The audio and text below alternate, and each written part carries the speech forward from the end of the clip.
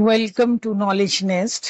आज हम power sharing का चैप्टर कंटिन्यू कर रहे हैं। आगे फर्स्ट पार्ट डाल दिया गया है, आप वहां पढ़ सकते हैं और कोई डाउट हो तो कमेंट में लिख सकते हैं। तो स्टार्ट करते हैं बच्चों। आज का टॉपिक है एकोमोडेशन इन बेल्जियम। बेल्जियम एक ऐसी कंट्री है जिसमें 3 भाषा बोलने वाले लोग रहते हैं। डच स्पीकिंग है, फ्रेंच स्पीकिंग और जर्मन स्पीकिंग लोग हैं। अब इन तीनों भाषाओं के लोगों को किस तरह से बेल्जियम में एकोमोडेट किया गया वो इस में बताया गया है। Accommodation in Belgium. सभी भाषाओं के लोगों को बराबर अधिकार देने के लिए बेल्जियम सरकार ने अपने कॉन्स्टिट्यूशन में 1970 से 1993 तक 4 बार अमेंडमेंट किया। आपसे पूछा जा सकता है कि 1970 और 1993 तक कितनी बार बेल्जियम के कॉन्स्टिट्यूशन में अमेंडमेंट हुआ। 4 टाइम्स अमेंडमेंट हुआ, ताकि सब लोग जो है वो एक ही कंट्री में रहकर इजीली एक साथ रह सकें। इसलिए बेल्जियम सरकार ने ये चेंजेस लाए। अब उन बेल्जियम मॉडल में क्या क्या चेंजेस लाए।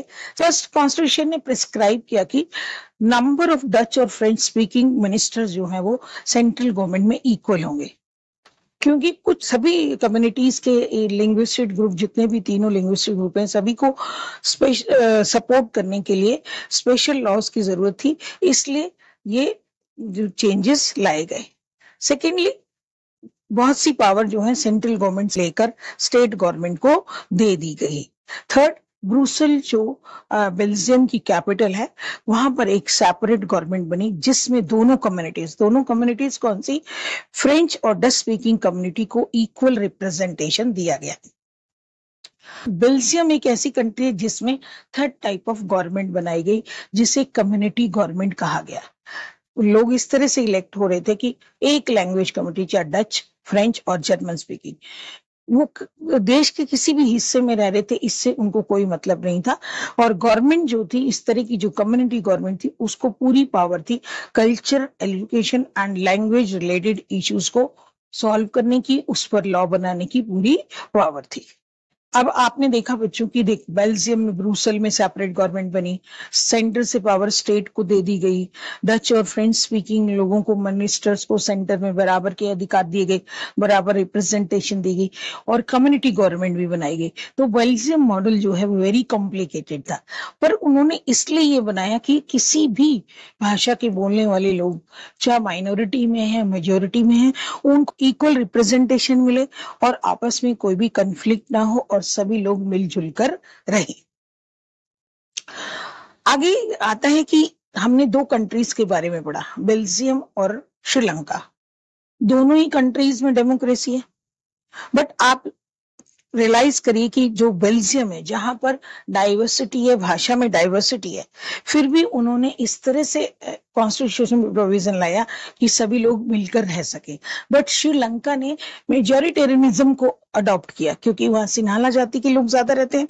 सिन्हाला लैंग्वेज को उन्होंने ऑफिशियल लैंग्वेज डिक्लेयर कर दिया। सिन्हाला को उन्होंने सारे राइट्स दिए, चाहे यूनिवर्सिटीज में कोई पोजीशन थी या मिनिस्ट्रीज में कोई पोजीशन थी। तो ये इन दोनों में ये मेन डिफरेंस है कि बेल्जियम ने डाइवर्सिटी को एकोमोडेट किया, बट श्रीलंका ने मेजॉरिटी कम्युनिटी को ज्यादा इंपॉर्टेंस दी।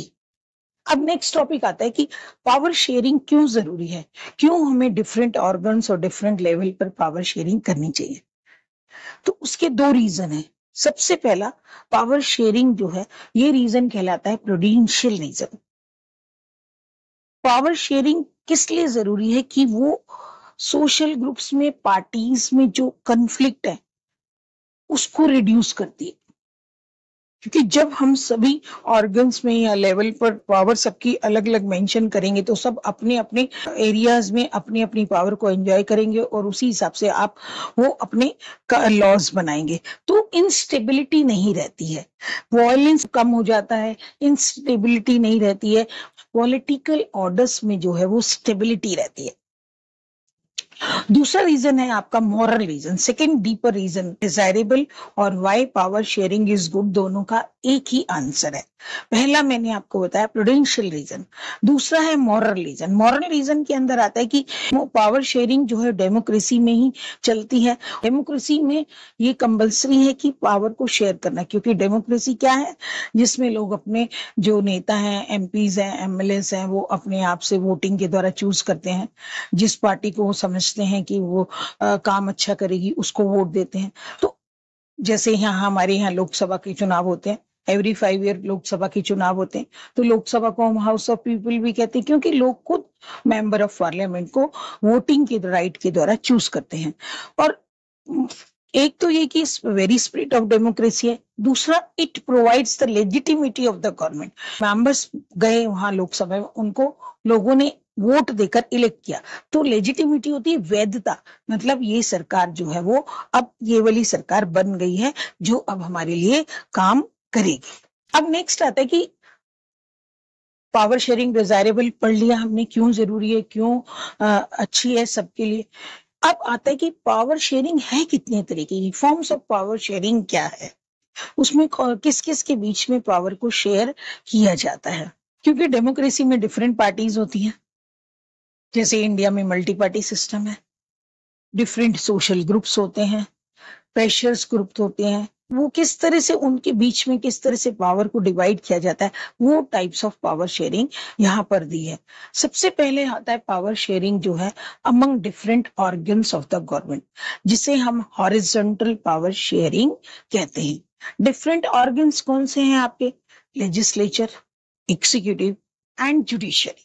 गवर्नमेंट जो है, डिफरेंट ऑर्गन जो है वो सेम लेवल पर होते हैं और पर डिफरेंट पावर्स को जो है वो एक्सरसाइज करते हैं।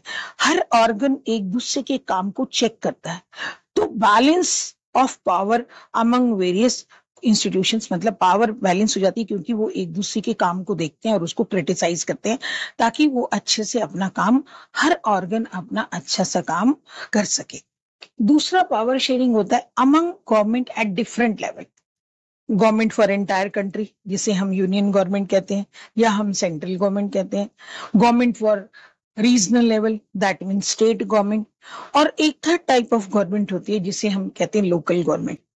इंडिया में जहां थर्ड टाइप ऑफ गवर्नमेंट है जिसे लोकल गवर्नमेंट कहते हैं, पंचायत के चुनाव होते हैं, ग्राम सभा है, पंचायती सभा है, ये सब चीजें हैं। तो third type of government India में है, इसे हम फेडरल डिवीजन ऑफ पावर कहते हैं। वो इसे ये कहलाती है आपकी vertical division of power. Vertical of division of power means power shared among government at different level, centre, state and local. Third type of power sharing है power sharing among different social groups, जो आपके religious groups हैं, linguistic groups हैं। तो इसका सबसे बड़ा example Belgium की कम्युनिटी गवर्नमेंट है। नेक्स्ट आता है फोर्थ, आपका आता है पावर शेयरिंग अरेंजमेंट। किस किस के बीच में, political parties, pressure groups and movement control and influence those in power. जो मतलब पॉलिटिकल पार्टीज हैं, प्रेशर ग्रुप्स हैं, मूवमेंट है, ये सरकार की पॉलिसियों को, लॉ को इफेक्ट डालते हैं। तो डेमोक्रेसी ऐसी कंट्री है जहां पर लोग अपने लीडर्स खुद चुनते हैं, पावर में कौन सी गवर्नमेंट आती है लोग वोटिंग के द्वारा ये डिसाइड करते हैं। तो इस तरह से पावर शेयरिंग आपकी मॉडर्न डेमोक्रेसी में पावर शेयर की जाती है। फिर आगे आपकी डेमोक्रेसी में इंटरेस्ट ग्रुप्स भी होते हैं, जैसे ट्रेड यूनियंस होती है, बिजनेसमैन होते हैं, इंडस्ट्रियलिस्ट होते हैं, फार्मर्स होते हैं, इंडस्ट्रियल वर्कर्स होते हैं, ताकि ये लोग भी अपना पार्टिसिपेशन गवर्नमेंट की पॉलिसीज में डायरेक्ट पार्टिसिपेट कर सकें। उनके इंटरेस्ट को ध्यान में रखकर पॉलिसीज बनाई जाती है। तो ऐसे लोगों के बीच में भी जो है पावर जो है वो शेयर की जाती है।